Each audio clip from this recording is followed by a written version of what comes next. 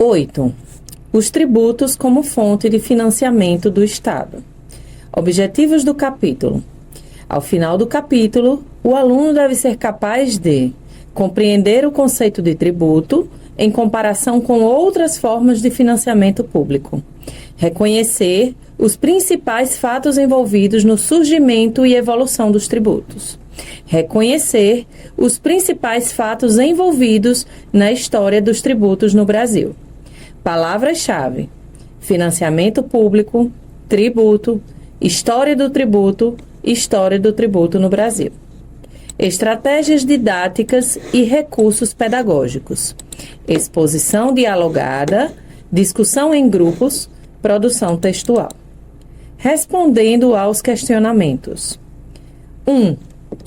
O salário dos profissionais que trabalham em sua escola é pago com dinheiro que vem de onde? E o salário dos profissionais que trabalham em um posto de saúde?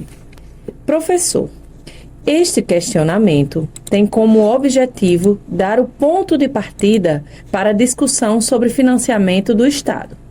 A discussão pode ser erigida a partir do esquema: uma pergunta leva a outra. Provavelmente, os alunos saberão dizer que quem paga o salário dos profissionais da educação e da saúde pública é o governo. Mas essa resposta não chega a ser suficiente. A partir dela, surgem pelo menos duas outras perguntas. O que exatamente é o governo? De onde vem o dinheiro do governo?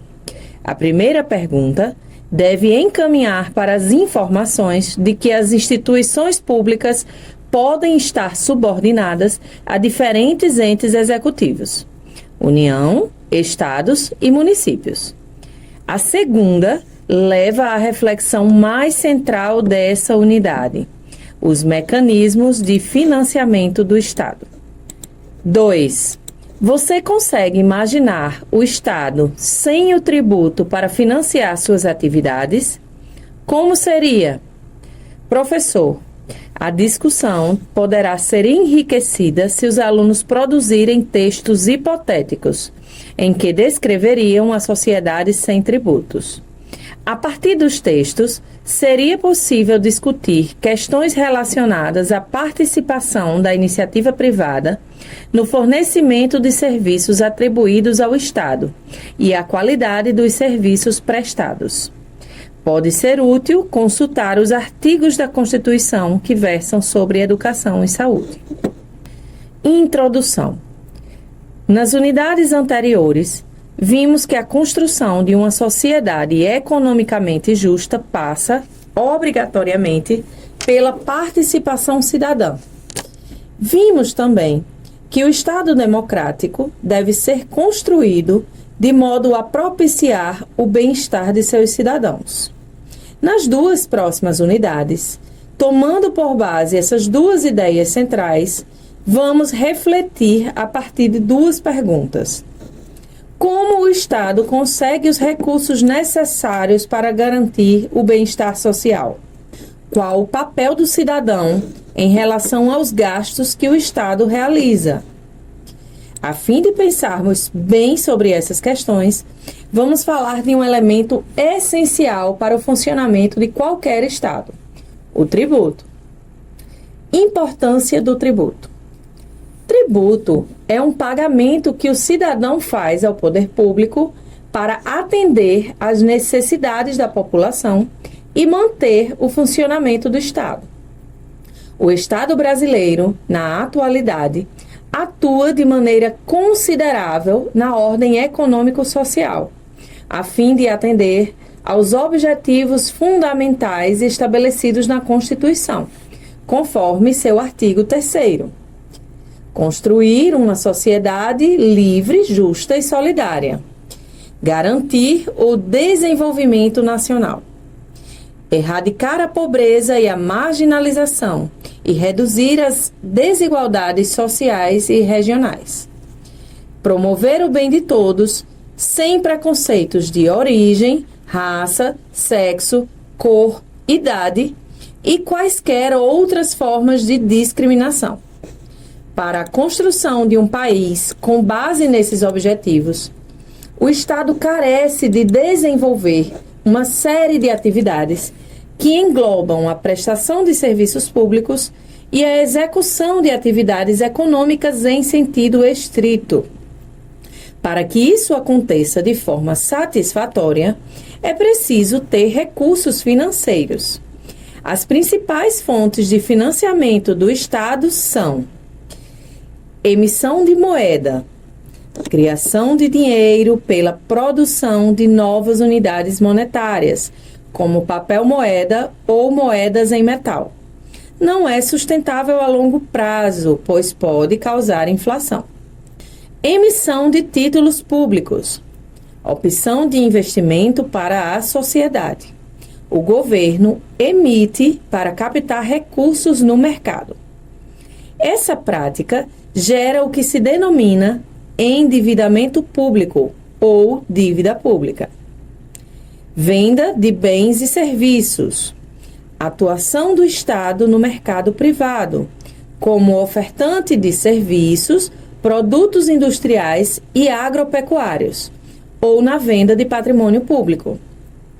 Atualmente, representa parcela diminuta do total de recursos do Estado. Recolhimento de tributos. Valor pago pelos contribuintes, em caráter obrigatório e instituído por lei. Os governos podem auferir receita como resultado de seu monopólio na emissão de moeda. A emissão de moeda, que produz as chamadas receitas de senhoriagem, é uma importante fonte de recursos para o Estado, mas não é sustentável a longo prazo, pois, se a quantidade de moeda emitida for superior à capacidade de absorção da economia, teremos um resultado econômico desagradável, a inflação. O financiamento do Estado por meio da emissão de títulos do governo gera o que se denomina endividamento público ou dívida pública. Dívida pública, em um sentido restrito, é o resultado das operações de crédito realizadas pelo setor público para antecipar receitas orçamentárias, atender desequilíbrios orçamentários ou financiar obras e serviços do governo. Em um conceito mais amplo, ela abrange, além dos elementos citados anteriormente, as operações de crédito destinadas a atender aos objetivos de política monetária, com a administração diária do grau de liquidez do sistema financeiro. Ferreira, 2005. O endividamento público no Brasil é extremamente regulado e rigidamente controlado. O objetivo é limitar a dívida à capacidade de pagamento do governo, de modo a garantir a solvência no futuro. A maior restrição ao uso do endividamento público é também a insustentabilidade a longo prazo, pois, se o país atingir uma proporção dívida-PIB muito alta, passa a arcar com uma grande parcela de juros, reduzindo os recursos orçamentários disponíveis para serem investidos em suas atividades fins, além de dificultar o acesso ao crédito nos mercados internacionais. Das 4 fontes de receitas de que o Estado dispõe, o recolhimento de tributos é, sem dúvida, a mais relevante. Falaremos com mais detalhes sobre isso nos capítulos seguintes desta unidade. A origem dos tributos. Uma síntese histórica. Os tributos nascem quando os homens se organizam para viver em sociedade. Já nas tribos, os líderes guerreiros e seus deuses eram homenageados com rituais e presentes. Esses presentes eram denominados tributos. Nas guerras, os vencedores obrigavam os vencidos a entregar parte de seus bens, o que é conhecido como tributo de guerra. Posteriormente, com o objetivo de se preparar para a guerra, os chefes de Estado estabeleceram uma contribuição pecuniária, em dinheiro, de seus súditos, sob a forma de tributos. O texto mais antigo encontrado sobre a cobrança de tributos na antiguidade é uma placa de 2350 a.C., no reinado de Urukagina, na cidade-estado de Lagash, na Mesopotâmia, hoje Iraque. Em 146 a.C., o nascente Império Romano conquista a Grécia. Os romanos expandem seu império, cobrando tributos para fortalecer seus exércitos e conquistar territórios. Com a queda do Império Romano, 476 d.C., entramos na Idade Média. Nesse novo momento histórico, os súditos pagam tributos, não para proteger a coletividade, mas sim porque os soberanos e os senhores feudais têm uma suposta autorização divina para receber o pagamento que lhes garante governar. Para manter seus exércitos e suas grandes guerras, inclusive as cruzadas, os reis da Idade Média aumentam os impostos dos nobres e dos comerciantes. Isso causa revolta contra a cobrança abusiva. E na Inglaterra, o rei João I, João Sem Terra, 1199, é obrigado a assinar a Magna Carta, que traz preceitos fundamentais de defesa dos direitos dos indivíduos em oposição ao poder soberano do Estado. Com a carta, o rei só poderia exigir obrigações se a lei fosse aprovada no parlamento. Na Idade Moderna, os feudos se transformam em reinos, que crescem e se unem para formar os estados nacionais. Os elevados tributos são pagos pelos comerciantes, burgueses e trabalhadores, camponeses e artesãos.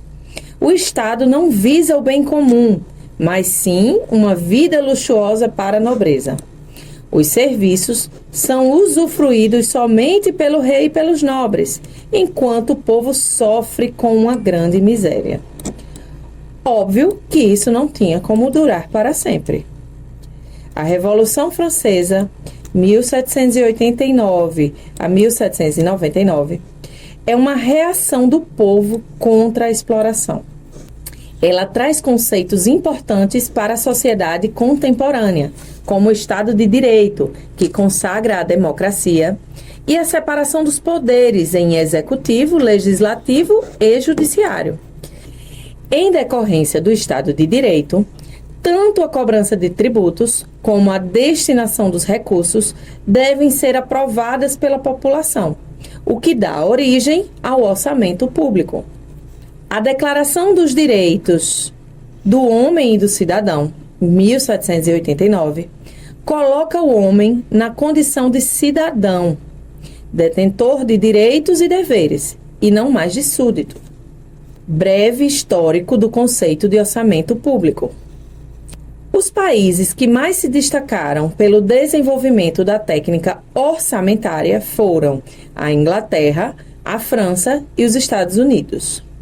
A origem do orçamento público ocorreu no século XIII, mais precisamente em 1215, na Inglaterra, remontando ao momento em que o rei João Sem Terra foi obrigado pelos senhores feudais a assinar a Carta Magna, com o objetivo de limitar seus poderes sobre a arrecadação e a forma de realização dos gastos. O princípio basilar era no tax without representation, ou seja, nenhum tributo seria instituído sem o consentimento do Conselho Comum, Parlamento. Em 1628, a necessidade de autorização do Parlamento para a instituição de impostos foi consagrada na Petição de Direitos, Petition of Rights. Assim como no caso inglês, na França, a instituição orçamentária surgiu posteriormente à adoção do princípio do consentimento popular do imposto, autografado de fato pela Revolução Francesa de 1789. Pelo princípio, nenhum imposto pode ser cobrado sem o consentimento da nação. Em 1815, a Assembleia Nacional decretou a Lei Financeira Anual e passou a participar do processo orçamentário, embora sem ainda controlar o detalhamento das dotações. Foi somente a partir de 1831 que o parlamento francês passou a ter completo controle sobre o orçamento. De acordo com Burkhead, 1971, Apodi, Giacomoni, 2002, o sistema orçamentário francês, em sua fase inicial, ajudou a consolidar algumas regras hoje aceitas como básicas na concepção doutrinária do orçamento público. Anualidade do orçamento, votação do orçamento antes do início do exercício. O orçamento deve conter todas as previsões financeiras para o exercício, princípio da universalidade, e não vinculação de itens de receita a despesas específicas, princípio da não afetação das receitas, página 38. Na Inglaterra, foi a Carta Magna. Na França, a Revolução Francesa. E nos Estados Unidos, foi a Declaração dos Direitos do Congresso da Filadélfia que deu origem à prática orçamentária no país. Araújo e Arruda, 2006. A independência americana, em 1776, resultou de revolta popular, fruto da alta cobrança de tributos pela Inglaterra, sem consentimento americano. Mas somente a partir da Constituição norte-americana de 1787, estabeleceu-se a votação do orçamento pelo Congresso, ao qual cabia aprovar as receitas e as despesas. O Brasil iniciou o processo de organização de suas finanças a partir da chegada do rei Dom João VI. A abertura dos portos trouxe a necessidade de maior disciplinamento na cobrança dos tributos aduaneiros. E em 1808 foram criados o erário público e o regime de contabilidade. Giacomoni, 2002, página 45.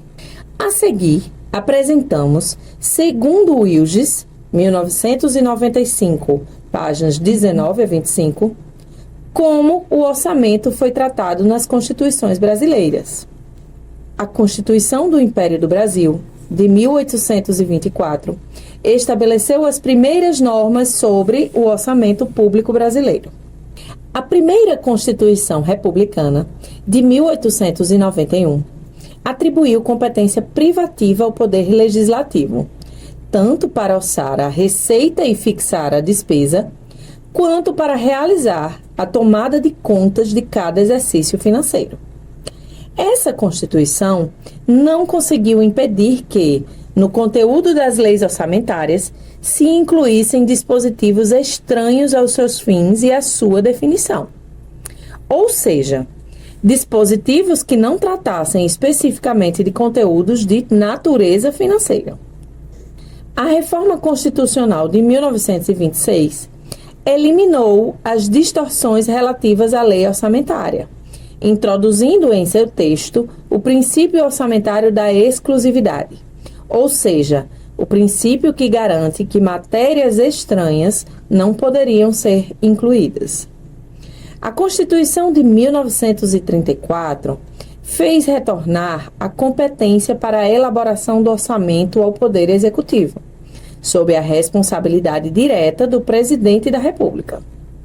Encontram-se presentes no texto constitucional os princípios da unidade, universalidade, especificação, exclusividade e anualidade. A competência para emendar e votar a proposta orçamentária, bem como apreciar os vetos propostos pelo Presidente da República, coube com exclusividade à Câmara dos Deputados.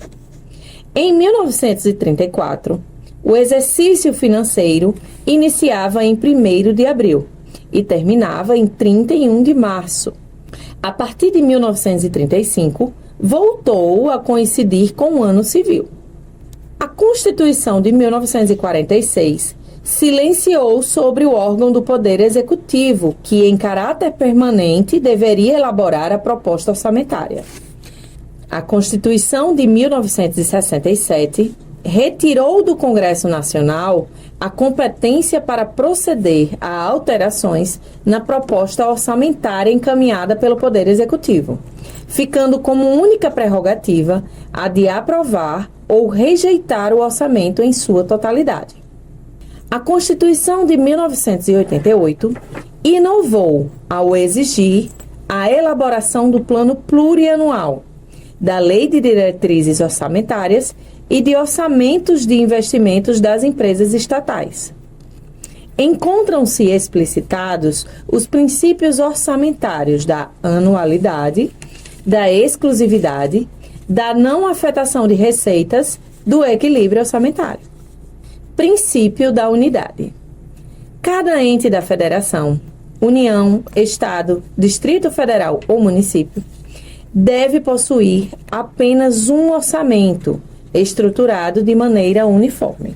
Princípio da anualidade.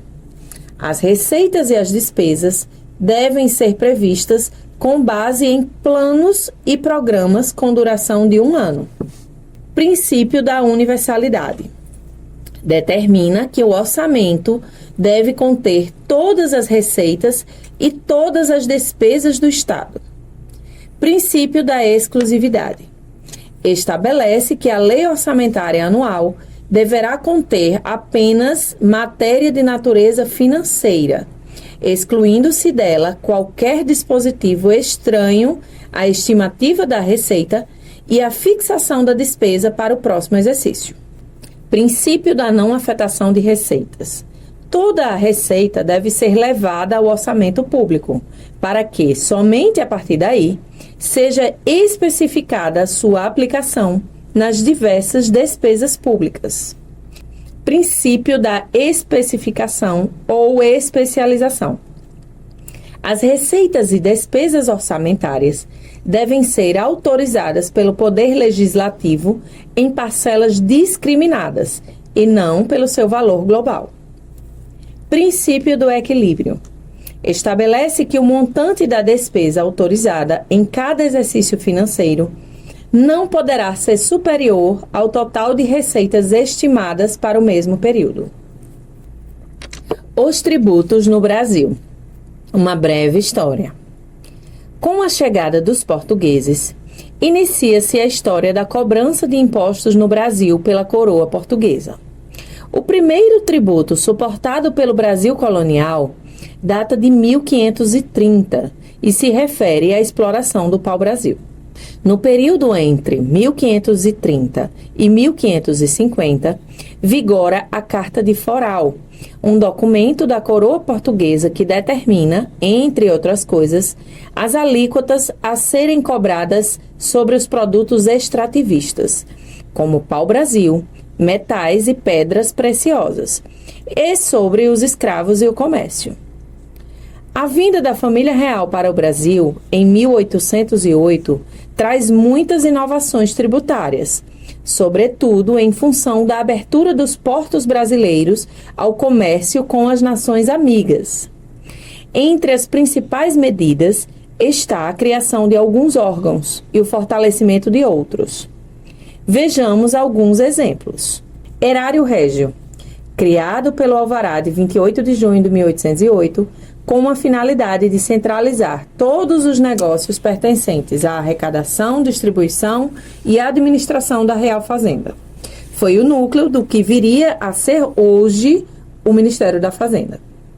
Banco do Brasil, primeira instituição financeira do Brasil, criada pelo rei Dom João VI, com o objetivo de financiar a abertura de empresas manufatureiras na época do Brasil Colônia. Atualmente, é um dos maiores bancos do país. Aduana Brasileira, órgão de controle do comércio exterior. Os impostos referentes ao comércio exterior eram a principal fonte de renda do Estado até o século XX. As despesas da corte aumentam muito, o que ocasiona a criação de novos impostos e aumento de alíquotas. Isso acaba por gerar grande insatisfação na população. Aliás, a insatisfação com a cobrança de impostos pela coroa portuguesa já vinha de antes. A A Conjuração Mineira, 1789, por exemplo, teve como um dos objetivos principais propor uma cobrança de impostos mais justa para a exploração e comercialização de minérios. Esse e outros movimentos foram duramente reprimidos. Por isso, novas insatisfações surgem e enfraquecem o reinado de Dom João VI, resultando na independência do Brasil. A seguir, apresentamos algumas informações importantes sobre a evolução dos tributos no Brasil após a independência. Constituição de 1824. Reflete o clima liberal decorrente da independência. Nesse período, há uma tentativa de separar os tributos que poderiam ser cobrados pelas províncias, estados, dos que poderiam ser cobrados pela União. Os municípios poderiam cobrar tributos que as províncias permitissem, desde que a União não se sentisse prejudicada. Na prática, os municípios não tinham recursos próprios, o que lhes colocava na situação de dependência do poder central, União. Constituição de 1891. Federaliza o Brasil, mas as receitas tributárias ainda são arrecadadas basicamente pela União e pelas províncias, estados. É criado o Imposto sobre o Consumo de Bens, 1899, para superar a crise econômica. O presidente Campos Salles, 1898 a 1902, cria a Lei dos Selos, obrigando que cada produto consumido tivesse selo com o valor do imposto. Por isso, foi apelidado de Campos Selos. O Imposto sobre a Renda é instituído em 1924. Constituição de 1934. Garante aos municípios o direito de instituir e cobrar seus tributos. Institui a contribuição de melhoria como tributo, 1934, para reconstruir o país abalado pelos efeitos da Grande Guerra, 1914 a 1918, e da crise econômica mundial, 1929 a 1930. Constituição de 1937. Decorrente de um Estado ditatorial e centralizador, elimina impostos da competência dos estados e municípios, prejudicando principalmente os últimos, que perderam receitas. Os estados perderam a competência privativa para tributar o consumo de combustíveis de motor de explosão, e dos municípios foi retirada a competência para tributar a renda das propriedades rurais. Constituição de 1946. Descentraliza o poder e reparte as competências tributárias entre União, estados e municípios.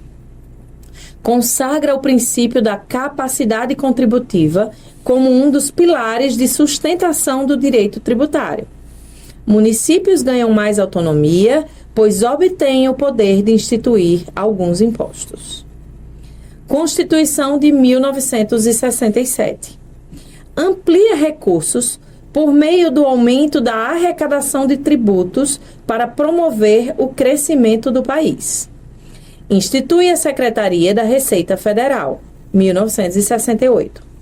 Reforma a legislação tributária federal com o objetivo de propor um sistema mais racional e simplificado.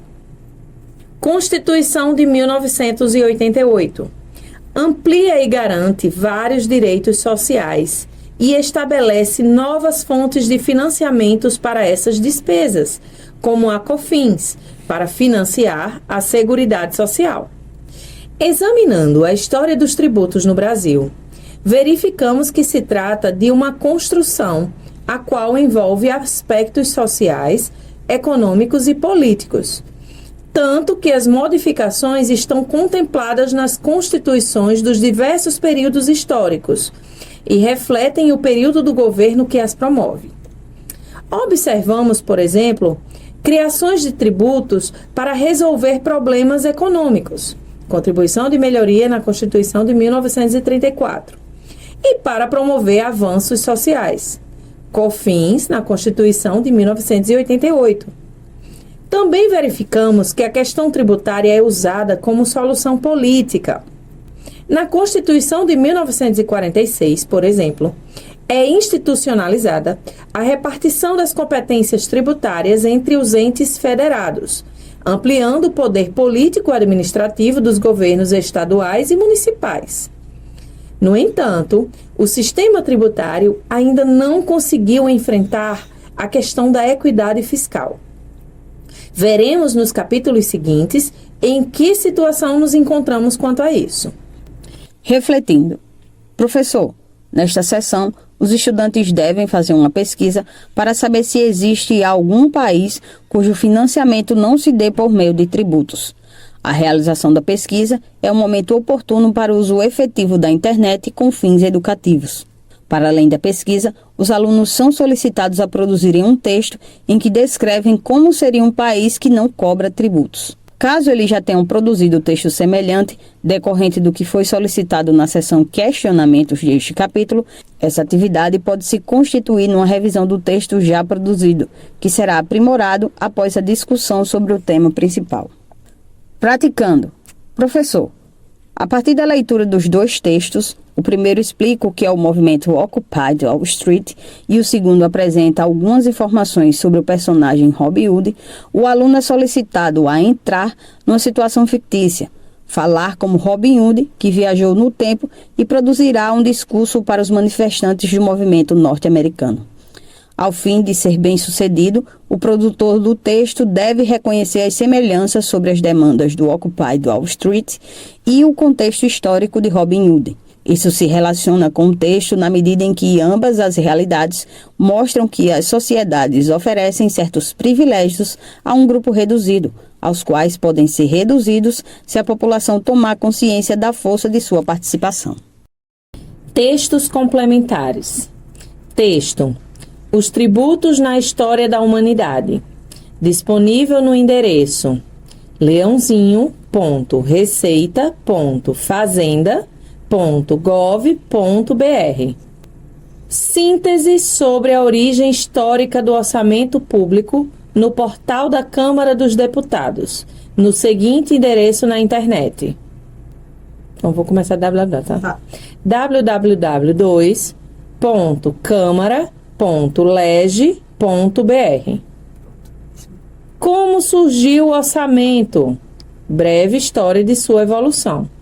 Letícia Signor, tese de mestrado na Universidade Federal do Rio Grande do Sul, Faculdade de Ciências Contábeis e Atuariais, 2012.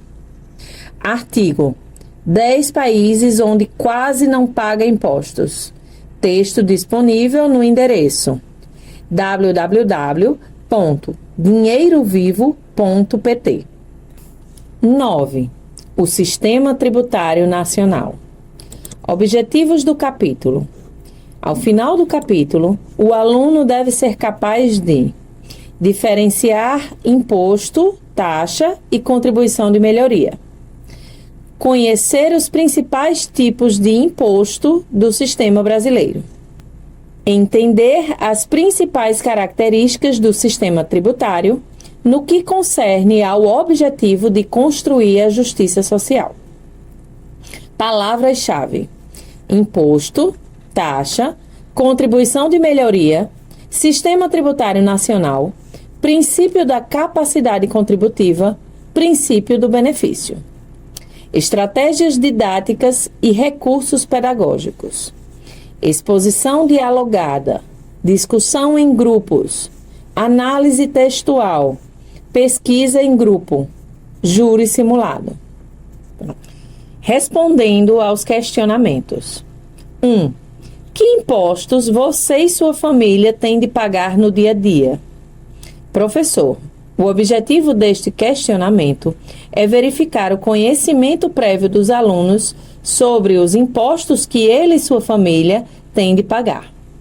Provavelmente, alguns não saberão que pagam impostos sempre que compram um produto no supermercado, por exemplo. Se necessário, esse questionamento pode ser transformado numa pequena pesquisa. Antes da discussão, os alunos podem se informar com seus familiares sobre os impostos pagos. Eles podem, por exemplo, procurar numa conta de energia elétrica as informações sobre os impostos embutidos no valor final. 2. É comum vermos, nos noticiários, que os brasileiros recolhem muito em forma de impostos. Por que você acha que é necessário pagar tantos impostos? Professor, este questionamento apresenta 2 objetivos. 1. Fazer que o aluno relacione o tema deste capítulo ao que se discutiu no capítulo anterior, em que se aborda a importância da cobrança e arrecadação de tributos para viabilizar a prestação de serviços à população. 2. Sondar o posicionamento da turma quanto à ideia amplamente difundida de que o sistema de impostos do Brasil é massacrante. A intenção deste capítulo e dos seguintes dessa unidade é apresentar outra possibilidade de compreender a cobrança de impostos. Para isso, é preciso, contudo, fazer um diagnóstico prévio do conhecimento dos alunos sobre a matéria. Tributos, definição e classificação. De forma simplificada, pode-se dizer que o tributo é um pagamento em dinheiro ou qualquer meio de pagamento aceito que não seja uma penalidade, criado por lei e cobrado por órgão do Estado conforme a lei determina. Trata-se, portanto, daquilo que o cidadão paga ao poder público para atender às necessidades da população e manter o funcionamento do Estado. Atenção! O tributo não é uma penalidade, não é um pagamento decorrente de uma infração, um desrespeito à lei. Uma multa de trânsito, por exemplo, não tem a função de tributo, pois é um pagamento resultante de desrespeito a uma lei. Existem 3 tipos de tributos: os impostos, as taxas e as contribuições de melhoria. O imposto é o montante em dinheiro exigido pelo poder público, sem vinculação com alguma atividade específica desse setor, e pago pelos contribuintes, com a finalidade de atender às despesas do Estado feitas em virtude do interesse comum.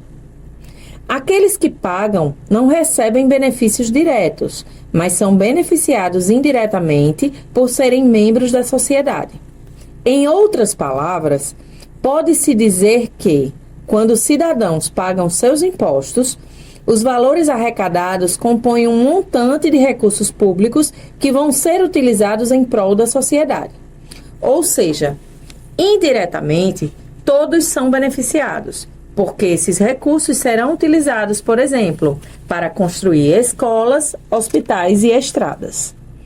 Como exemplos de impostos no Brasil, temos os seguintes: ICMS, Imposto sobre operações relativas à circulação de mercadorias e sobre prestações de serviço de transporte interestadual e intermunicipal e de comunicação. IPI, Imposto sobre produtos industrializados. IPVA, Imposto sobre a propriedade de veículos automotores. IRPF, Impostos sobre a renda da pessoa física. ISS, Impostos sobre serviços de qualquer natureza, entre outros que serão apresentados neste e nos próximos capítulos. A taxa é uma quantia obrigatória paga pelos indivíduos em troca de algum serviço público específico, prestado ou oferecido para todos pelo poder público. As taxas podem consistir em serviço público, taxa de serviço, ou ato de polícia de efeitos individuais, diligências, vistorias, autorizações, avaliações, perícias, etc. Um exemplo de taxa é a chamada taxa do lixo, ou taxa de limpeza urbana. O contribuinte deve pagá-la, ainda que não utilize diretamente os serviços, os quais estão colocados à sua disposição. No caso das taxas, diferentemente dos impostos, o pagamento é vinculado à oferta de determinado serviço. A contribuição de melhoria é um tributo cobrado dos proprietários de imóveis quando houver valorização de estabelecimentos em decorrência da realização de obras públicas, como, por exemplo, criação de praças e vias públicas. Por exemplo, quando uma estrada é construída, os terrenos em sua volta são valorizados, ficam mais caros. Essa valorização do imóvel beneficia somente os proprietários dos imóveis à margem da estrada. No entanto, o dinheiro utilizado na obra, construção da estrada, é um recurso público, portanto, de todos. A cobrança da contribuição de melhoria é uma forma de devolver à sociedade parte do que o Estado gastou na obra como compensação pela valorização que os imóveis tiveram. Sistema Tributário Nacional.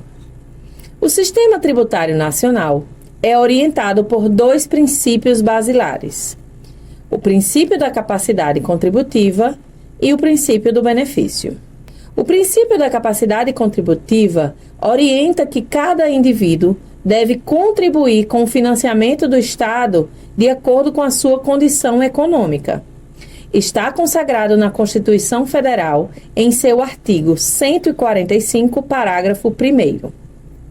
Sempre que possível, os impostos terão caráter pessoal e serão graduados segundo a capacidade econômica do contribuinte, facultado à administração tributária, especialmente para conferir efetividade a esses objetivos, identificar, respeitados os direitos individuais e nos termos da lei, o patrimônio, os rendimentos e as atividades econômicas do contribuinte. Caberá à lei que instituiu o tributo dosar o ônus da tributação de acordo com a capacidade contributiva de cada contribuinte. Este princípio vincula-se diretamente ao princípio da justiça tributária. Em outras palavras, os tributos, sempre que possível, devem ser mais pesados para os mais ricos e mais leves, ou não existir, para os mais pobres. O imposto de renda, por exemplo, é um tributo cuja legislação se orienta com base nesse princípio. O princípio do benefício estabelece que cada cidadão deve ser tributado de forma proporcional ao benefício que recebe do Estado. Entretanto, em termos de operacionalização, é muito complexo viabilizar um sistema que quantifique quanto cada pessoa recebe de bens e serviços do Estado. A dificuldade de quantificar tem sido o principal motivo da não adoção plena desse princípio. Mesmo não sendo utilizado plenamente, no debate sobre a contribuição de melhoria, esse princípio é bastante utilizado. Alguns princípios tributários constitucionais. Além dos dois princípios descritos na seção anterior, a Constituição Federal de 1988 consagrou os seguintes princípios tributários. Princípio da legalidade. Artigo 150(1) da Constituição Federal de 88. Ninguém é obrigado a recolher tributos que não sejam definidos anteriormente em lei. Esse princípio é um dos fundamentos do Estado Democrático de Direito. Princípio da igualdade ou da isonomia. Artigo 150(2) da Constituição Federal de 88. A lei não pode dar tratamento desigual a contribuintes que estão em situação equivalente. Princípio da irretroatividade. Artigo 153(a) da Constituição Federal de 88. A lei tributária só vale em relação a fatos geradores ocorridos depois da vigência da lei que os houver instituído ou aumentado. Tal princípio se assenta no princípio da segurança jurídica, trazendo a ideia de que o contribuinte não deve ser surpreendido pela cobrança tributária. Princípio da anterioridade. Artigo 153(b) da Constituição Federal de 88. A lei que cria ou aumenta tributo, ao entrar em vigor, fica com sua eficácia suspensa, até entrar o próximo exercício financeiro, quando então produzirá efeitos. Tal princípio admite exceções. É o caso, por exemplo, dos impostos de importação, II, de exportação, IE, sobre produto industrializado, IPI, e sobre operações financeiras, IOF. Princípio da vedação do confisco. Artigo 150.4 da Constituição Federal de 88. Esse princípio tem como objetivo impedir que o Estado cobre tributo de forma confiscatória, ou seja, que o Estado, ao tributar, absorva grande parte do valor da propriedade ou da renda do contribuinte. Normalmente, os contribuintes argumentam sua aplicação sempre que entendem que a cobrança é abusiva. Na prática, a definição do princípio é subjetiva, o que dificulta sua materialização em casos concretos. Princípio da transparência tributária. Artigo 150, parágrafo 5º da Constituição Federal de 88. A lei determinará medidas para que os consumidores sejam esclarecidos acerca dos impostos que incidam sobre mercadorias e serviços. Esse princípio, regulamentado pela Lei número 12.741 de 2012, visa garantir aos contribuintes o direito de saber qual o montante dos tributos que está contido no valor das mercadorias e serviços adquiridos. Organização do Sistema Tributário Nacional. As competências tributárias.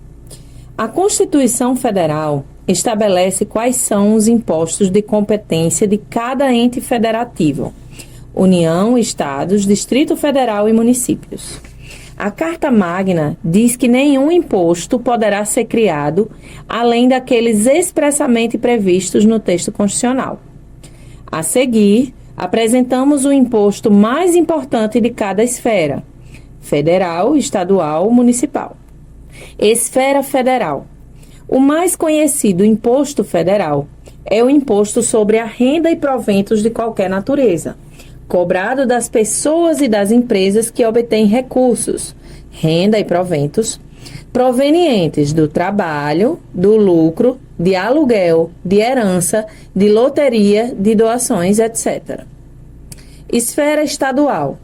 O mais conhecido imposto estadual é o ICMS, Imposto sobre Operações Relativas à Circulação de Mercadorias e sobre prestações de serviços de transporte interestadual e intermunicipal e de comunicação. Este imposto já vem embutido no preço de qualquer mercadoria que compramos e no preço dos serviços de transportes interestaduais e intermunicipais e de comunicação que nos são prestados. Esfera municipal. O mais conhecido imposto municipal é o IPTU, Imposto Predial Territorial Urbano, cobrado das pessoas que possuem casas, apartamentos, imóveis comerciais, industriais ou prestadores de serviço e terrenos na cidade. O Brasil é uma federação e, por isso, os entes federados, União, Estados, Distrito Federal e municípios, têm autonomia financeira e administrativa. Isso é o que chamamos de federalismo fiscal. A autonomia financeira e administrativa garante autossuficiência financeira para executar suas tarefas, sem se submeter ao aval de outras entidades interessadas, e competência administrativa para, entre outras atividades, alocar as receitas recebidas onde se entende ser mais adequado. Essa autonomia facilita o desenvolvimento eficiente dos pontos deficitários de cada região. Para que essa autonomia seja garantida, foi elaborado o Sistema Tributário Nacional, um conjunto harmônico e integrado de tributos que orienta as normas tributárias de um país. A Constituição brasileira define o que cada unidade da federação pode instituir de tributos e que despesas cada um é obrigado a realizar. Contudo, há, em termos de renda, desigualdades entre as regiões do Brasil, entre estados de uma mesma região e entre municípios de um mesmo estado. Por esse motivo, a Constituição prevê que uma unidade ajude a outra. Isso se chama cooperação financeira entre as 3 esferas federativas. Por exemplo, os estados são obrigados a partilhar algumas de suas receitas com os municípios localizados em seus territórios. Parte do imposto chamado ICMS, que é cobrado pelos estados, é repassado aos municípios. A União também repassa parte do que arrecada com tributos de sua competência para estados e municípios. Essa divisão é organizada pelo Sistema Tributário Nacional, de modo que nenhuma unidade fique prejudicada. Vejamos como a tributação pode intervir na vida econômica do país. Nos últimos anos, vimos com frequência algumas propagandas que diziam algo semelhante a: compre seu carro zero com redução do IPI. Isso aconteceu porque em 2008, o governo federal reduziu um tributo chamado IPI, Imposto sobre Produtos Industrializados, com a intenção de diminuir os efeitos da crise econômica que se iniciou naquele ano. Com isso, o preço dos automóveis cairia e mais pessoas comprariam carros, resultando no aquecimento da economia e gerando mais emprego e renda. A tributação também pode interferir na condução da política econômica por meio da chamada função distributiva, que está relacionada à distribuição de renda. Isso é feito quando se eleva a tributação dos que podem mais e se reduz a dos que podem menos. No município de Fortaleza, por exemplo, no que se refere ao IPTU, Imposto Predial e Territorial Urbano, lançado em 2014, foram ampliadas as isenções de imóveis de baixo valor e elevado o imposto para imóveis localizados em áreas nobres da cidade. Não é fácil construir um sistema tributário que seja do interesse de todos os brasileiros. Para isso, é preciso elaborar um grande pacto social e político. Se a sociedade não aceitar o plano proposto, não há pacto e o sistema tributário não funciona ou funciona mal. E por isso ocorre, por exemplo, a sonegação de impostos. Refletindo, professor, os aprendizes são solicitados a estabelecer uma relação entre o movimento Occupy Wall Street e o princípio da passividade contributiva, estudado neste capítulo. A expectativa é que eles percebam que o movimento, que tem como lote o slogan "Nós somos os 99%", baseia-se no fato de que o 1% de norte-americanos mais ricos tem privilégios não usufruídos pela maioria da população. Isso quer dizer que, entre outras regalias, essa ínfima e privilegiada parcela da população não é compilada da sua contribuição tributária condizente com a sua renda, que fere o princípio da capacidade contributiva. Praticando. A questão apresenta um texto que trata da implantação de um tributo por obras, proposto pelo governo do estado do Ceará. A partir da consideração de posições divergentes sobre a validade desse tributo,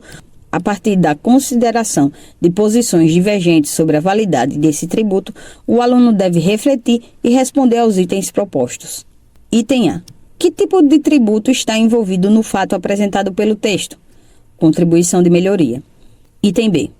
O texto apresenta um argumento a favor da cobrança do novo tributo, defendido pelo Cid Gomes, com base no princípio do benefício, e um outro argumento contra a cobrança, defendido por Heitor Ferré, com base no princípio da capacidade contributiva. Qual dos princípios deveria prevalecer? Qual dos dois você concorda? Justifique sua resposta. Resposta pessoal. O importante é que os alunos consigam argumentar coerentemente sobre a posição adotada, de preferência retomando as informações do texto principal. Uma disponibilidade de acréscimo consiste na formulação de um júri simulado ou de uma sessão da Assembleia Legislativa. No caso, os alunos deputados fariam suas apreciações sobre a proposta antes de votá-la. Textos complementares. O Sistema Tributário Nacional. Premissas para uma reforma que respeite os direitos humanos e a democracia. Disponível no endereço www.escoladegoverno.org.br. Pocman. M. Desigualdade e Justiça Tributária. Brasília. IPEA 2008, disponível em www.cdes.gov.br. Alves, H.N. Tributação e Injustiça Social no Brasil. Revista Espaço Acadêmico, junho 2012. Disponível em www.periódicos.uem.br. Ensaio sobre a economia política da reforma tributária. O caso brasileiro, de José Roberto Afonso. Disponível no endereço www.wilsoncenter.org. Tributação e equidade no Brasil. Um registro da reflexão do IPEA no biênio 2008 a 2009. Organizadores: Jorge Castro, Cláudio Santos, José Aparecido Ribeiro. Brasília, 2010. www.ipea.gov.br. 10. Tributo. Instrumento de superação da desigualdade. Objetivos do capítulo. Ao final do capítulo, o aluno deve ser capaz de compreender a relação entre o pagamento de tributos e a distribuição de renda. Diferenciar tributo progressivo de tributo regressivo. Reconhecer a interferência da tributação em seu cotidiano. Palavras-chave: equidade fiscal, capacidade contributiva, tributo progressivo, tributo regressivo, bases tributárias. Estratégias didáticas e recursos pedagógicos. Exposição dialogada, discussão em grupo, produção textual, pesquisa na rede. Respondendo aos questionamentos. 1. O tributo pode ser usado para construir uma sociedade mais justa. Como isso se relaciona com os impostos pagos por um cidadão? Professor, o foco deste capítulo reside na conscientização sobre o sistema tributário brasileiro. Conforme veremos posteriormente, esse sistema é, em essência, regressivo, o que significa que pessoas mais pobres pagam proporcionalmente mais tributos. Sistemas tributários mais justos são essencialmente progressivos. Nesse momento inicial, os alunos ainda não dominam essa terminologia nem a lógica por trás dela. Provavelmente, suas respostas incidirão sobre a ideia de que o pagamento de impostos faz com que o Estado consiga fornecer os serviços essenciais à sociedade.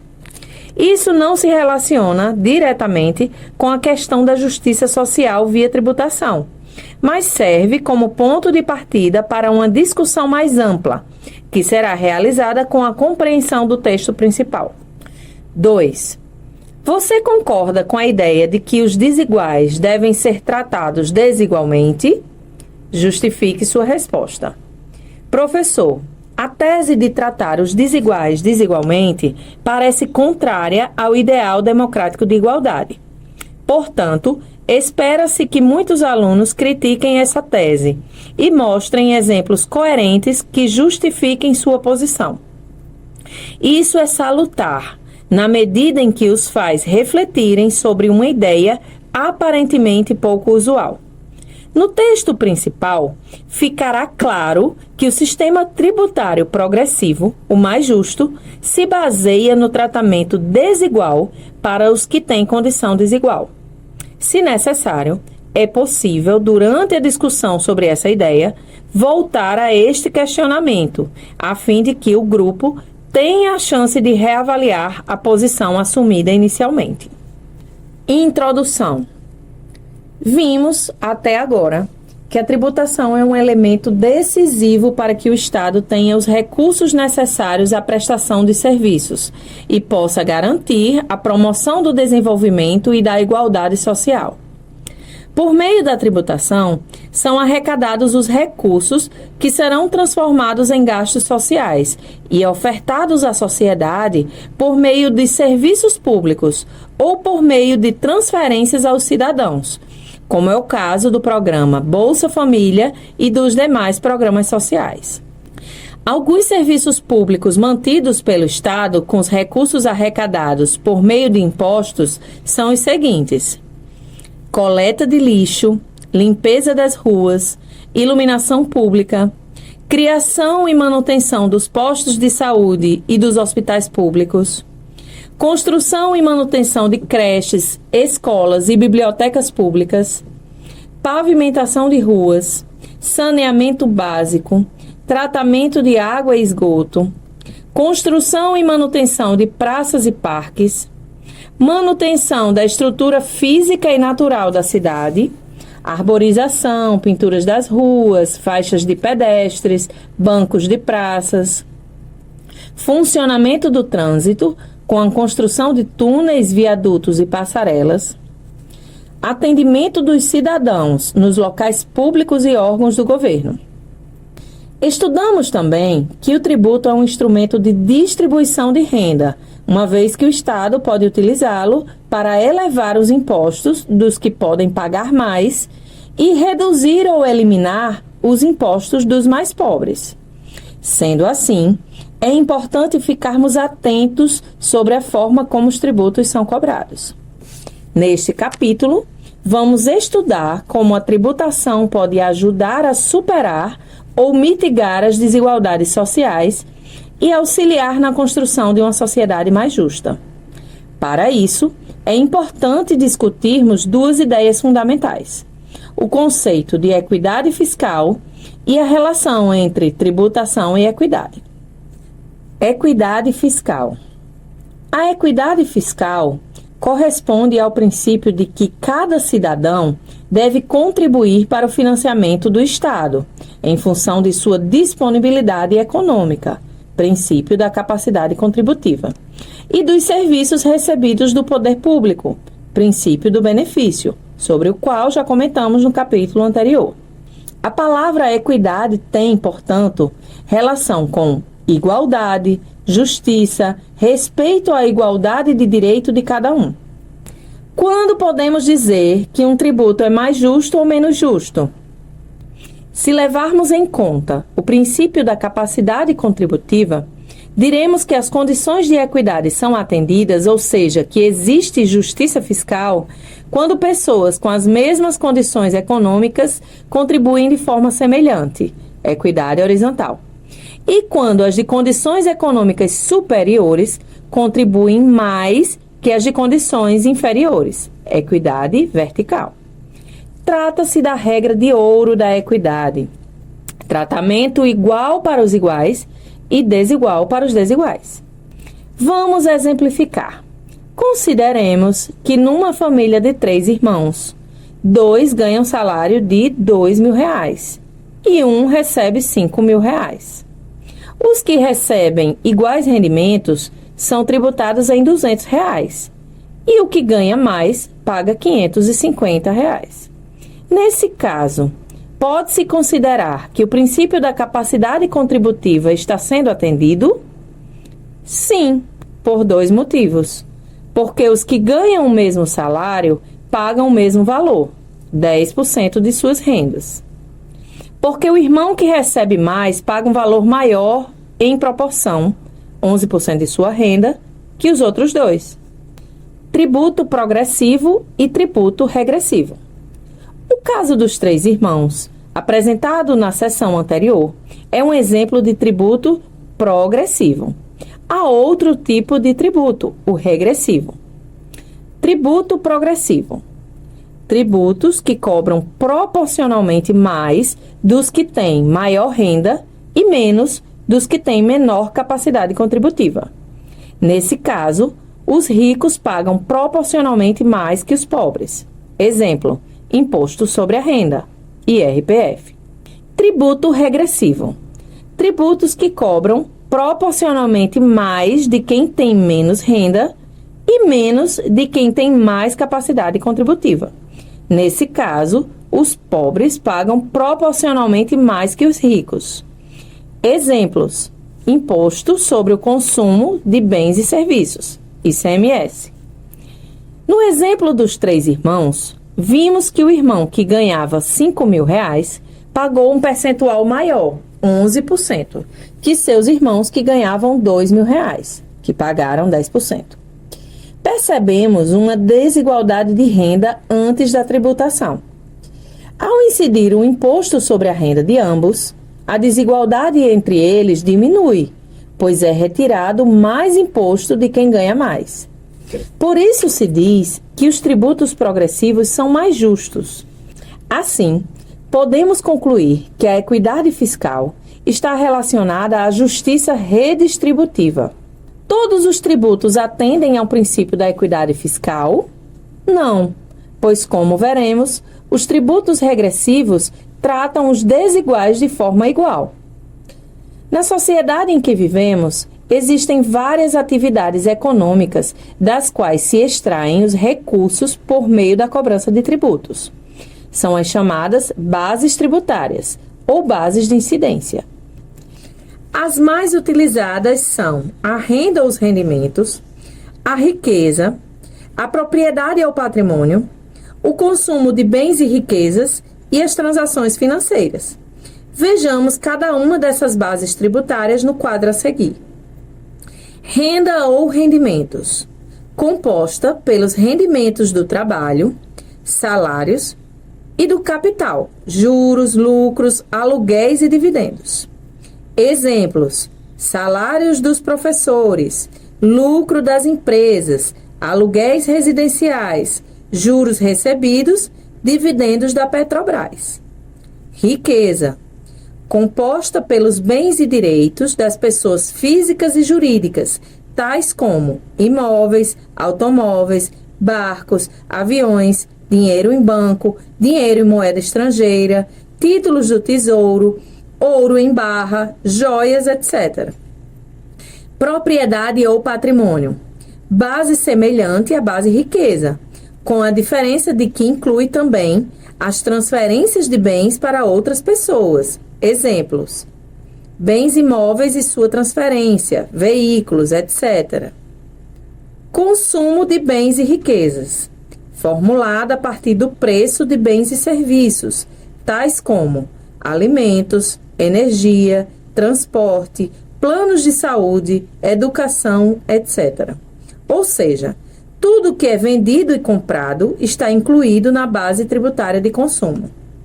Transações financeiras, composta por todas as operações do sistema bancário e financeiro, tais como empréstimos, seguros, planos de previdência privada, troca de moedas, câmbio, etc. Os tributos sobre a renda ou rendimento, também classificados de diretos, são baseados em alíquotas progressivas, de acordo com a capacidade econômica de cada contribuinte, cidadão ou empresa. A tabela progressiva para o cálculo anual do IRPF, a ser aplicada sobre os rendimentos recebidos em 2014, ano base ou calendário, e utilizada na declaração de 2015, exercício, apresenta 5 faixas de renda, primeira coluna, e 4 alíquotas, segunda coluna. Base de cálculo anual, em reais, até R$ 21.453,24. Alíquota, 0. Parcela a deduzir do imposto em reais, 0. De R$ 21.453,25 até R$ 32.151,48, alíquota 7,5%. Parcela a deduzir do imposto em reais, R$ 1.608,99. De R$ 32.151,49 até R$ 42.869,16. Alíquota 15%. Parcela a deduzir do imposto em reais, R$ 4.020,35. De R$ 42.869,17 até R$ 53.565,72. Alíquota 22,5%. Parcela deduzida do imposto em reais, R$ 7.235,54. Acima de R$ 53.565,72. Alíquota, 27,5%. Parcela deduzida do imposto em reais, R$ 9.913,83. Agora, tratemos de outro tipo de imposto. Os impostos sobre o consumo de mercadorias e produtos, também classificados de indiretos, estão inseridos no preço dos bens adquiridos e são considerados regressivos, porque não levam em conta as diferentes capacidades econômicas de quem os compra. Significativa parte dos tributos do nosso sistema tributário é regressiva.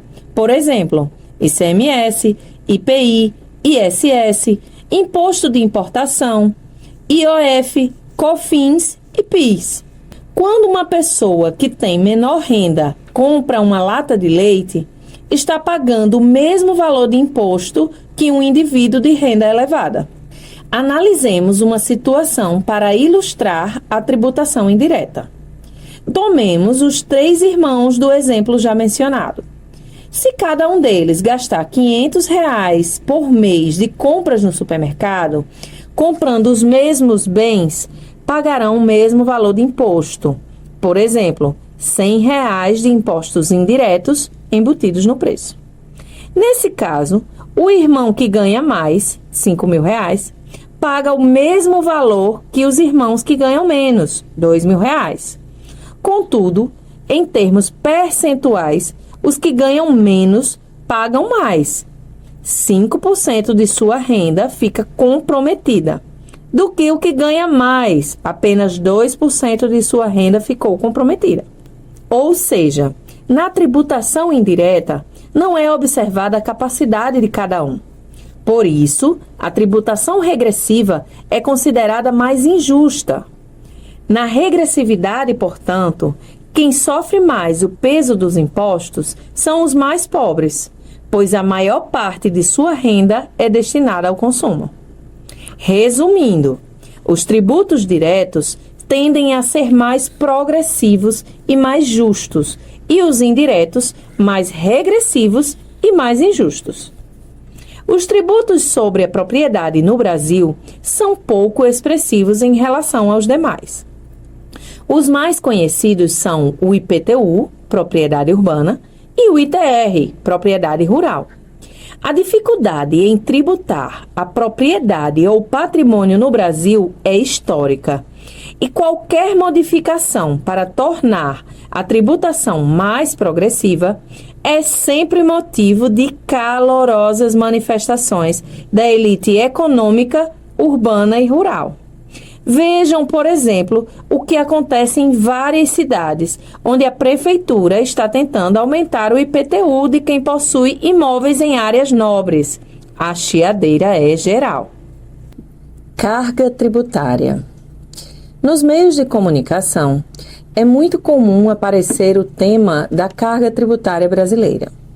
Todos os anos ela é dimensionada e divulgada pela Receita Federal e outras instituições.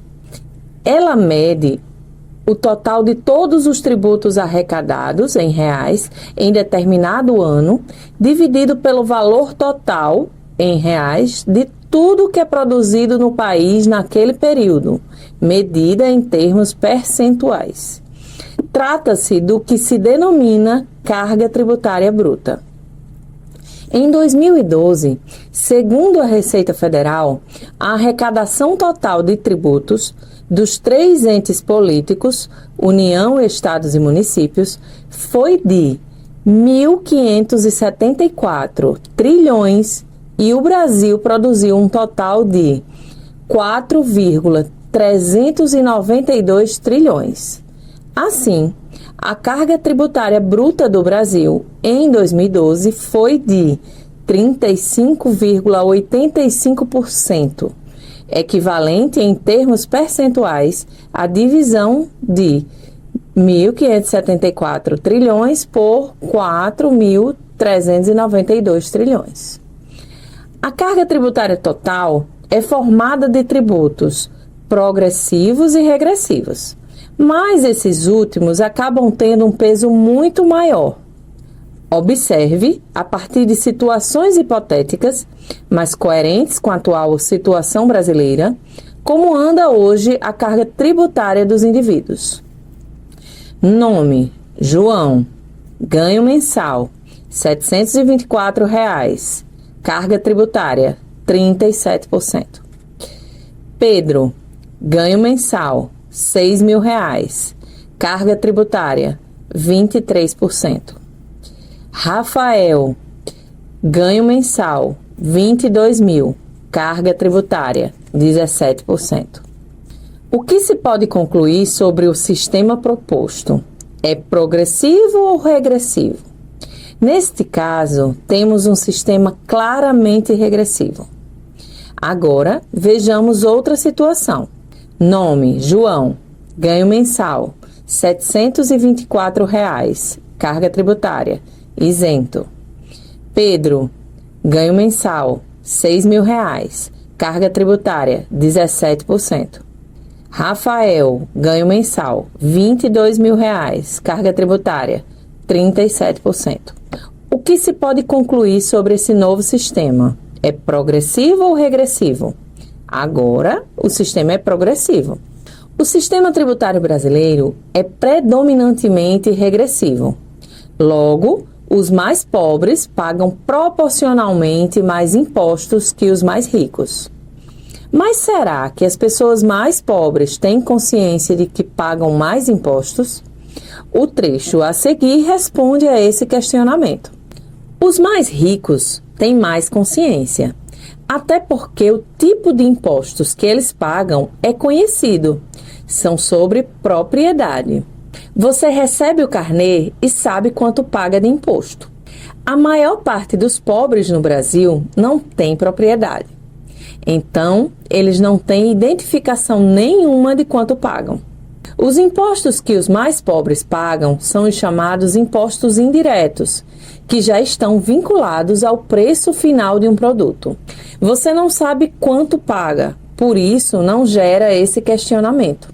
Márcio Pockmann, em entrevista ao jornal Brasil de Fato, em 20 de fevereiro de 2014.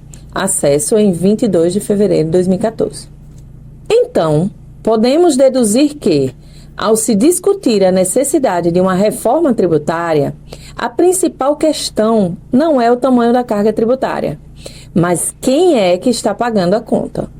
O objetivo principal deveria ser a construção de um sistema tributário que reduzisse as desigualdades sociais, o que demanda um sistema tributário menos regressivo e mais justo. A participação de todos na construção desse novo sistema tributário é fundamental para que os recursos públicos sejam extraídos da sociedade, levando em consideração a capacidade econômica de cada um. Carga tributária líquida. É comum ouvirmos que o Brasil tem carga tributária de primeiro mundo e serviços públicos de terceiro mundo. Essa crítica é justa? Essas informações seriam suficientes para classificar a carga tributária como sendo elevada ou não? Como vimos, o conceito de carga tributária bruta apenas indica o percentual dos recursos privados que é transferido para o financiamento do Estado, não sendo possível inferir, como veremos a seguir, qual a relação entre a CTB e a qualidade dos serviços públicos prestados. Ou seja, a CTB não é um indicador adequado para se comparar entre países a qualidade dos serviços públicos prestados em função do montante de tributos pagos pelos contribuintes. Como, então, poderíamos avaliar de forma mais precisa a relação entre o montante de tributos e a prestação de serviços públicos? Uma das formas mais apropriadas é recorrer aos conceitos de carga tributária líquida, CTL, e de carga tributária líquida descontada dos juros, CTLJ. A CTL equivale à diferença entre a CTB e o conjunto das transferências públicas e subsídios imediatamente devolvidos à sociedade. Quando deste valor descontamos os juros da dívida pública, temos a CTLJ.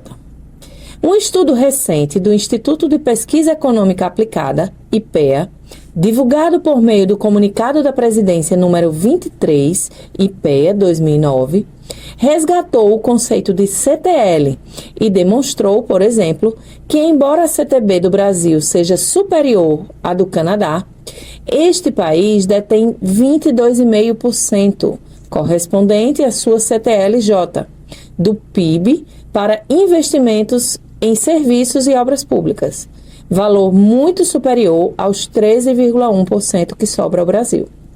Entre os países da OCDE, somente a Grécia possuía, em 2006, CTLJ equivalente à do Brasil, 13%. A Polônia, por exemplo, embora tivesse uma CTB bem próxima do Brasil, 34,1%, detinha uma CTLJ de 17,7%, cerca de 4,5 pontos percentuais acima da brasileira. Também deve ser considerado se os recursos arrecadados são suficientes para fazer face aos serviços públicos de que a sociedade necessita. Uma forma de ver se a carga tributária está compatível com o que o país necessita reside em comparar o que esses países têm de recursos para gastar com cada cidadão, ou seja, a carga tributária per capita. Vamos tomar como exemplo a carga tributária de 2012 da Holanda, 38,7%, e Brasil, 35,3%, apenas como exemplo. Isso significa considerar o PIB e a própria carga tributária em relação à população dos países. Nesse particular, o Brasil fica bem distante dos países que têm carga tributária elevada, pois enquanto a Holanda, em tese, tem 19.488 dólares para gastar com cada holandês, o Brasil dispõe de 4.516 dólares para cada brasileiro. Se considerarmos que nossas carências sociais são maiores que as da Holanda, poderemos inferir o quanto a carga tributária desses países, apesar de próximas em termos percentuais, 38,7% e 35,3%, estão distantes de ser um bom indicador para mensurar o real patamar de recursos que um país necessita para bem atender uma população. Fonte: International Monetary Fund Economic Outlook Database. Refletindo. Após ler um texto que trata do sistema de tributação e fornecimento de serviços da Dinamarca, os alunos são convidados a responder os questionamentos a seguir. Item A. Indique os 3 serviços públicos citados no texto que são cobertos pelos impostos na Dinamarca: educação, saúde e seguro-desemprego. Item B. Propõe uma relação entre a cobrança de impostos e o estado de bem-estar social, utilizando como exemplo a descrição apresentada no texto. Expectativa de resposta.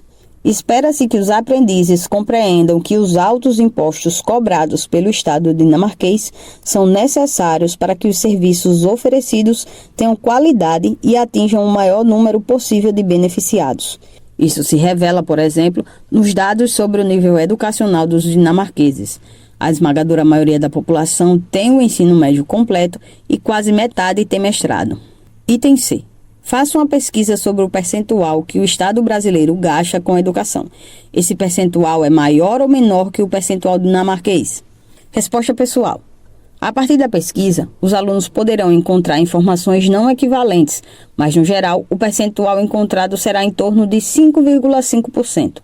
Uma vez que o percentual é menor que o da Dinamarca, isso pode levar em consideração de que o Brasil gasta pouco, considerando que nosso déficit educacional é muito maior que do país nórdico. Se necessário, pode-se trazer textos complementares que defendam ou ataquem esse posicionamento, a fim de que o grupo reflita com mais consistência sobre o tema.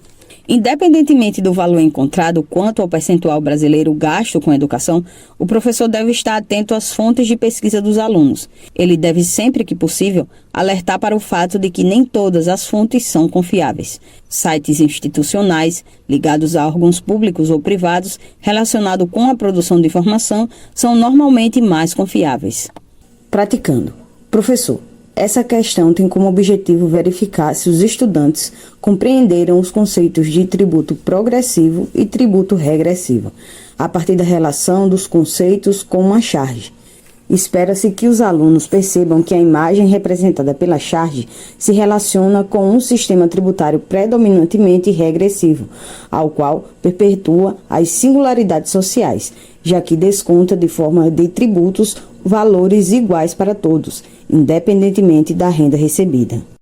Textos complementares. Artigos sobre a carga tributária brasileira. www.blog.upovo.com.br. Lettieri, Marcelo. Farias, Fátima Gondim.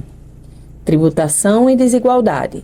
Publicado no jornal Le Monde Diplomatique Brasil.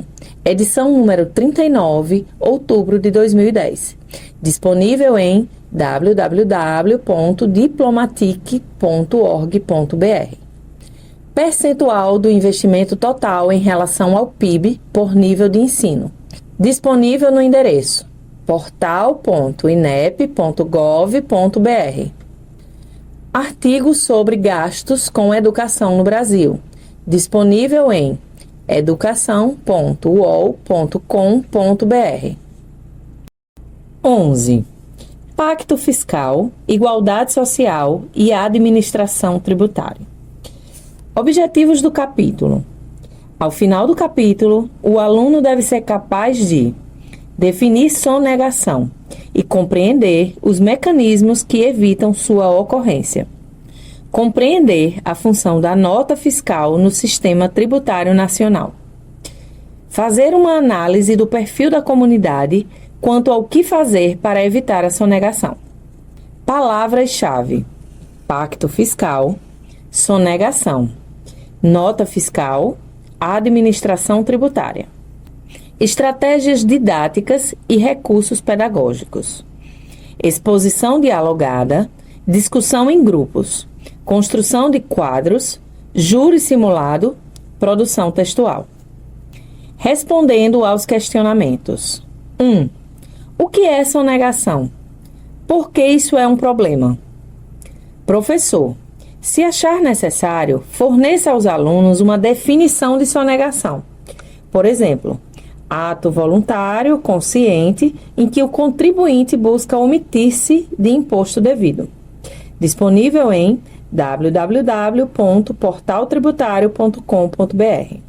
A partir dessa definição, ou de outra que julgar mais adequada, peça que eles deem exemplos do que consideram sonegação, o que automaticamente levará à reflexão sobre por que isso é um problema. As questões éticas sobre a sonegação serão focalizadas na seção Refletindo. 2. Para que serve a nota fiscal? Qual a relação entre esse instrumento e a sonegação? Professor, alguns alunos, provavelmente, relacionarão a nota fiscal aos programas governamentais de promoção do ato de se exigir a nota mediante a possibilidade de concorrer a premiações. Trata-se de um mecanismo para estimular a emissão de nota fiscal e, assim, reduzir a sonegação. Mas a premiação em si não se relaciona com a real função da nota fiscal. Independente de existir programas governamentais que premiem um contribuinte que exige a nota fiscal, devemos fazê-lo no exercício da cidadania. Caso necessário, após a discussão sobre o texto principal, é possível voltar a esse questionamento para respondê-lo com mais propriedade. Tributação regressiva e gastos públicos. Apesar da melhoria dos últimos anos, o Brasil ainda apresenta elevada desigualdade de renda e deveria ter um sistema tributário que buscasse a sua redução.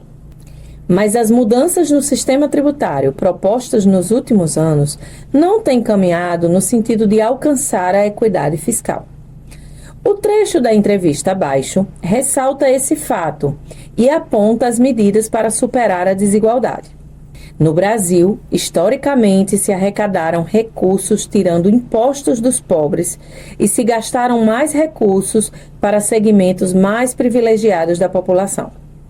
Olhando os governos de 2002 para cá, o que nós tivemos foi uma melhora no perfil do gasto público. Ele se voltou mais para os segmentos mais pobres. Isso é fundamental. Mas ainda há o ponto de vista da arrecadação. De onde vem o imposto? Nós temos no Brasil uma estrutura tributária regressiva.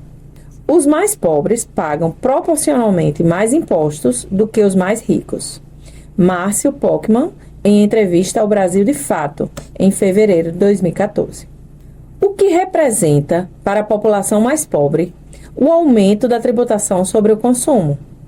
Como essas pessoas, de forma geral, consomem toda a renda disponível e compram basicamente gêneros de primeira necessidade, o aumento de preço decorrente do aumento da tributação sobre esses produtos atinge fortemente esse segmento econômico. Se pelo lado da tributação piorou a situação para os mais pobres, pois nosso sistema tributário ficou mais regressivo, os mais pobres pagam proporcionalmente mais impostos do que os mais ricos, o que ocorreu pelo lado do gasto público? A regressividade do sistema tributário foi compensada pela progressividade do lado do gasto público? Foram destinados proporcionalmente mais recursos para os mais necessitados? Segundo estudos do Instituto de Pesquisas Econômicas Aplicadas, IPEA, houve melhora no perfil do gasto público a partir de 2004, com a aplicação de mais recursos em programas sociais, Bolsa Família, por exemplo. Isso resulta em uma distribuição de renda mais justa. Os cidadãos que mais reclamam, em geral, são menos molestados pelo famoso leão. Enquanto um trabalhador que recebe salário mínimo deixa, ao consumir, 37% de sua renda nos cofres do governo, quem ofere R$22 mil mensais desembolsa apenas 17%, de acordo com o seu padrão de gastos. Nem se fale da porção superior da pirâmide social, o nosso 1%. O Brasil, em comparação à maioria dos países, e em especial as nações desenvolvidas, além de tributar mal o patrimônio, como já exposto, também cobra poucos impostos sobre a renda e praticamente nada quando se trata da transmissão de herança. A maior alíquota do imposto de renda é de 27,5%, ante 55,9% nos Estados Unidos, para citar a meca do livre mercado. Mesmo assim, trata-se de um dado meramente estatístico. Ninguém paga 27,5% de IR. Com os descontos por faixa de renda, válidos a todos os contribuintes e as deduções permitidas, os gastos com escola, saúde e previdência privada podem ser em parte descontados. Um indivíduo com salário de 22 mil por mês consegue derrubar a alíquota total sobre os seus ganhos para 17%. Na média, o percentual efetivo no Brasil não ultrapassa 10% da renda.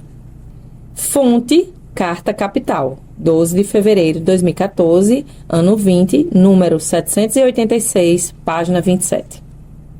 Impacto da ação do Estado sobre a pobreza e a equidade. A atuação do Estado consiste em arrecadar recursos por meio da cobrança de tributos e distribuí-los na prestação e manutenção de serviços públicos, gasto público.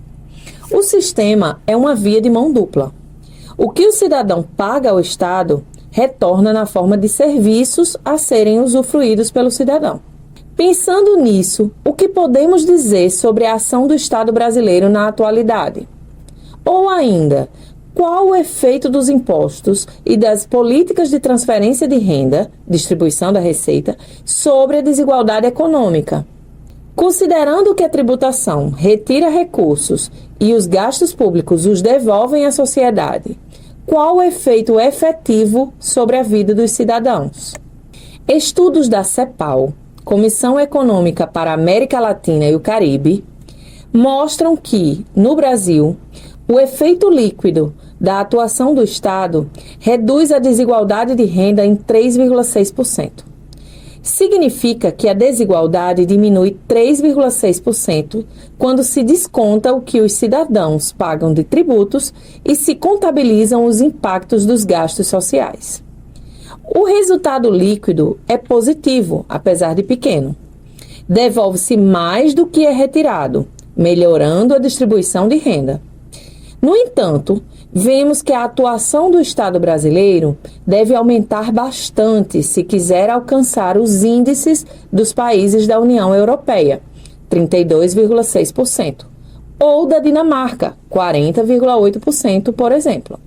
Cabe afirmar, então, que a intervenção direta do Estado mediante transferências de renda e o nível e estrutura tributária incidem de forma significativa sobre a pobreza e a distribuição de renda. Assim, nos países da OCDE, por exemplo, o índice de Gini estimado antes dos impostos e transferências é de 0,45, passando para 0,31 logo após a ação redistributiva direta do Estado, que inclui a progressividade do sistema tributário, responsável por 1/3 do impacto, e as transferências aos grupos de menor renda, sobretudo aos maiores de 65 anos. OCDE 2009-D. Além da estrutura regressiva da carga tributária, a região enfrenta sérios problemas de sonegação fiscal. De acordo com diversos estudos realizados pela CEPAL, as taxas de sonegação do imposto de renda são muito elevadas, variando entre cerca de 40% e 65%, o que representa uma quebra da arrecadação equivalente, em média, a 4,6% do PIB dos países. Estes altos níveis de sonegação atentam contra o efeito redistributivo do imposto de renda. De um lado, conforme assinala Johar, 2009, a sonegação afeta a equidade horizontal, já que os sonegadores terminam pagando menos imposto que os contribuintes com igual capacidade de pagamento que optam por cumprir com suas obrigações tributárias. De outro, pode reduzir a equidade vertical, sobretudo em relação ao imposto de renda progressivo, visto que, quanto mais elevadas as alíquotas, maior o estímulo para sonegar impostos. Além disto, cabe acrescentar que pessoas com maiores recursos dispõem de assessorias profissionais que muitas vezes promovem estratégias de evasão fiscal ou reduzem os riscos do descumprimento. A fiscalização e o combate à sonegação e evasão são, portanto, fundamentais para melhorar os efeitos distributivos dos sistemas tributários da região. Fonte: A Hora da Igualdade. Brechas por fechar. Caminhos por abrir. 33º período de sessões da CEPAL. Brasília, 30 de maio a 1º de junho de 2010. Observemos então como atuam os países da OCDE, Organização para a Cooperação e o Desenvolvimento Econômico, na área tributária e do gasto público, para obter sucesso na redução da distância entre os cidadãos mais ricos e os mais pobres. Tributação. Os países da OCDE, os quais apresentam reduzida desigualdade social, são os que usam mais a tributação direta e progressiva, imposto de renda. Gasto público. Os países da OCDE são os que mais distribuem renda por meio dos gastos públicos, saúde, educação, saneamento e outros serviços. Relação entre tributação e mais gasto público, efeito líquido. Enquanto nos países da OCDE, após a atuação do Estado, o índice de Gini cai 0,15%, nos países da América Latina, o mesmo índice cai apenas 0,02%. A partir dos dados apresentados, é possível concluir que o gasto público constitui uma poderosa ferramenta de desenvolvimento social. Os tributos, quando bem utilizados, contribuem para a equidade e coesão social. A intervenção direta do Estado, por meio da tributação e da distribuição do gasto público, tem interferência direta sobre a distribuição de renda. No Brasil, tanto do ponto de vista da arrecadação dos tributos quanto da função redistributiva do Estado, há muito que avançar, pois os efeitos da ação do Estado sobre a desigualdade ainda são tímidos. Devemos construir um sistema tributário mais progressivo e mais justo. Isso significa tributar mais a renda e a propriedade, onerando os de maior renda e riqueza, e menos o consumo, deixando os mais pobres com uma tributação mais aliviada. Devemos avançar nos gastos públicos, ampliando a qualidade da educação, o montante e a cobertura dos programas sociais para conseguirmos melhoras permanentes na distribuição de renda. O papel da administração tributária. Não é difícil perceber quanta coisa os governos, federal, municipal e estadual, podem fazer aplicando corretamente os recursos arrecadados. Construção e manutenção de hospitais, universidades, creches, escolas, estradas, praças, viadutos e tantos outros benefícios. Sobre isso, é pertinente questionar: a arrecadação dos tributos vai garantir todos esses benefícios à comunidade? Existem algumas possibilidades de isso não ocorrer. 1. Se o dinheiro arrecadado for desviado para outros fins que não seja o bem da coletividade. 2. Se o dinheiro arrecadado for menor que as necessidades da comunidade, em função da sonegação. Exatamente por ser tão importante a arrecadação de tributos e para zelar pelo cumprimento do sistema tributário, é que existem as administrações tributárias, conhecidas como fiscos, federal, estaduais e municipais. Por mais completas que sejam as leis tributárias, se não forem bem administradas, a construção de um sistema mais justo é frustrada.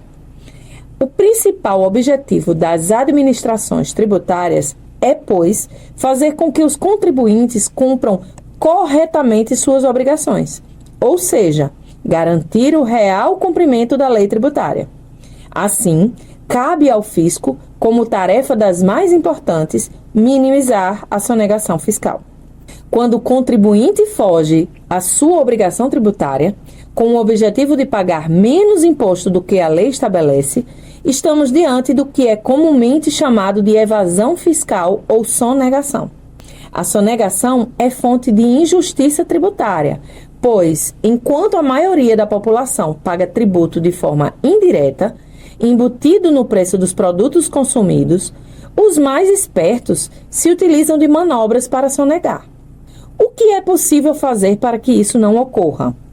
Como os cidadãos podem ajudar no combate à sonegação? Uma forma de participação de grande valia é exigindo sempre a nota fiscal de qualquer compra de produto ou prestação de serviço. A nota fiscal é o documento que comprova que o dono do estabelecimento comercial, ao vender uma mercadoria ou serviço, cobrou o tributo embutido no preço e que o tributo será recolhido aos cofres públicos. Pedir nota fiscal é um ato de cidadania e de justiça fiscal. É dever de todos os contribuintes, assim como é um dever do dono do estabelecimento emitir a nota fiscal. Se o preço do produto ou serviço já tem um imposto, quando o cidadão não pede a nota fiscal, está deixando o dinheiro do imposto com o dono do negócio. O valor desse imposto deixa de ser arrecadado e, consequentemente, não será utilizado na manutenção dos serviços fornecidos pelo Estado. Refletindo. Nesta sessão, apresenta-se depoimentos de internautas de uma rede social, o Yahoo Resposta, a partir do seguinte comentário inicial. Acho que no Brasil a carga tributária é abusiva. Isso leva muitas pessoas a sonegar impostos. O que você acha? As opiniões apresentadas apresentam posições diferentes quanto à questão levantada. A partir daí, é possível criar um júri simulado que coloque em confronto os partidários da sonegação, quando esta teria supostamente uma razão justa, e os contrários à sonegação. A função do professor nesse sentido é permitir a livre manifestação de ideias, analisando a coerência dos argumentos. Para além disso, ele deve fechar a questão quanto ao caráter perverso e nocivo da sonegação, apontando outras formas mais honestas e efetivas de combater a arrecadação desigual e o mau uso do dinheiro público. Os conceitos trabalhados nesse livro, democracia, ética, justiça social, participação, revelam-se um bom ponto de partida. Praticando. Como complemento da atividade anterior, esta atividade propõe que os alunos produzam panfletos que estimulem as pessoas a exigirem a nota fiscal. Como o panfleto é um gênero que comporta a linguagem visual, os alunos podem ilustrar seu texto com situações que se refiram aos dados encontrados na pesquisa realizada na atividade anterior. Por exemplo, Se ficar constatado que muitos sujeitos da comunidade não pedem nota fiscal quando pagam a mensalidade da academia, a ilustração dos panfletos pode repensar essa situação. Textos complementares. Textos sobre a sonegação e a justiça fiscal. www.quantocustaobrasil.com.br. Notas e dicas da unidade.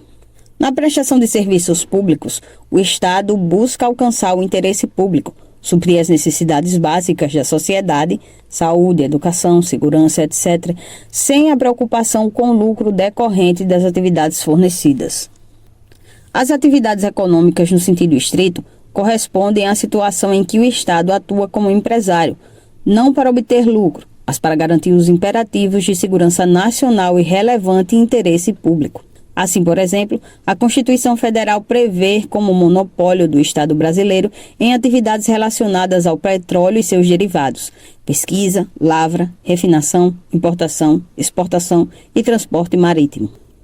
A origem do termo senhoriagem remonta à Idade Média e correspondia à taxa paga ao soberano ou ao senhor feudal pelo direito de transformar metal precioso, ouro ou prata, em moeda. O Parlamento é a Assembleia dos representantes eleitos pelos cidadãos. Normalmente compõe o Poder Legislativo. O Parlamento brasileiro é composto pela Câmara dos Deputados e pelo Senado. As Cruzadas foram um movimento militar que tinham como objetivo inicial reconquistar a Terra Santa, Palestina, lugar sagrado para os cristãos. No capítulo 9, informamos a diferença entre tributo e imposto. Repartir competências tributárias significa, nesse contexto, compartilhar o direito de instituir determinados tributos, que anteriormente eram de competência exclusiva da União, com os estados e municípios. A Constituição prevê outras duas figuras tributárias: os empréstimos compulsórios e as contribuições especiais ou parafiscais.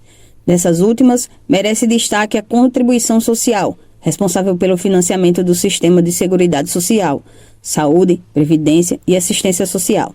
As principais contribuições sociais existentes no nosso país são as previdenciárias, o FGTS, Fundo de Garantia por Tempo de Serviço, o PIS, Programa de Integração Social, o CONFINS, Contribuição para Financiamento da Seguridade Social, e a CSLL, Contribuição Social sobre o Lucro Líquido. O tributo direto é aquele cujo ônus, carga econômica, é suportado pelo próprio contribuinte, pois este não consegue repassá-lo a terceiros. É o caso dos impostos sobre a renda e o patrimônio, como IRPF, IPTU, IPVA, ITBI, ITCMD e etc. São tributos indiretos aqueles cujo ônus tributário é transferido total ou parcialmente à terceira pessoa, contribuinte de fato, não sendo assumido pelo realizador do fato gerador, contribuinte de direito. Economista e professor licenciado na Universidade Estadual de Campinas, doutor em Economia pela Unicamp em 2007 a 2012, foi presidente do Instituto de Pesquisas Econômicas Aplicadas, IPEA. No plano internacional, foi consultor em diferentes organismos multilaterais das Nações Unidas, como a Organização Internacional do Trabalho, OIT, e o Fundo das Nações Unidas para a Infância, e a Comissão Econômica para a América Latina e o Caribe, CEPAL. Sonegômetro, disponível no endereço quantocustaobrasil.com.br. Nota fiscal disponível no endereço eletrônico www.radiogeração.com.br. No Brasil, em 2012, os 10% mais ricos concentravam 42% da renda do país, enquanto os 40% mais pobres ficavam com 13,3%. Em 2015, os 10% mais ricos da população respondiam por 45% da renda e os 50% mais pobres cabiam apenas 14%. Gêneros de primeira necessidade são os produtos indispensáveis à subsistência que entram na alimentação diária, tais como feijão, farinha, carne, etc. Como o Brasil é organizado em uma federação, existem vários órgãos com funções de administração tributária. Os principais em cada nível de governo são a Receita Federal do Brasil, RFB, as Secretarias de Fazenda Estaduais, Cefaz, e as Secretarias de Finanças dos Municípios, Cefim.